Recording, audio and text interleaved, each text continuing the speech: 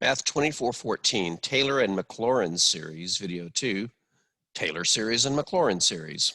It's time to define some things. In the previous video, we figured out a way to calculate the coefficients for an infinitely long polynomial, a power series, if you will, for any function based on the function's derivatives. Specifically, if f of x has a power series representation over some interval of the form a minus r comma a plus r, it is implied that the r is greater than 0. But let's state it explicitly, where r is greater than 0. Then that series, called the Taylor series centered at x equals a, so this is where we're defining a Taylor series. Taylor series centered at x equals a is, well, it's pretty much what we just saw in the previous video. F of x is equal to the sum n equals 0 to infinity of the nth derivative evaluated at a over n factorial times x minus a to the nth power. And it's worth mentioning that when n equals 0, the 0th derivative of a function is just the original function before you take derivatives. In other words, the 0th derivative of a function is the function itself.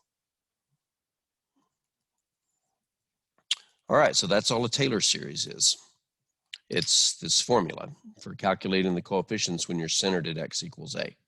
Now, there is a specific version of a Taylor series called a Maclaurin series. In the special case that x equals 0, in other words, the interval of convergence is something of the form negative r comma r, then the series is called a Maclaurin series.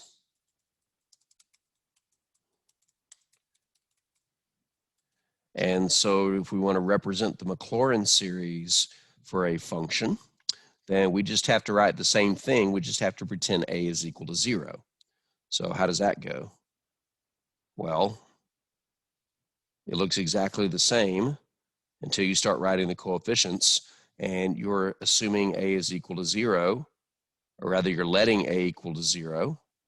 So we get the nth derivative evaluated at 0, but the x minus a becomes x minus 0, which is just x.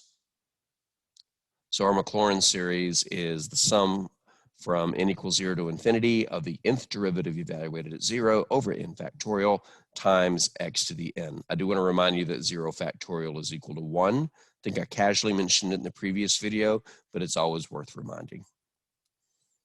So that's what a Taylor series and a Maclaurin series is.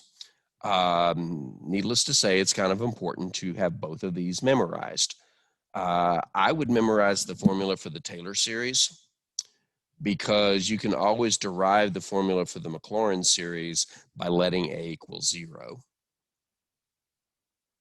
Okay, so in the next video, we're going to calculate the Taylor series for a very simple function.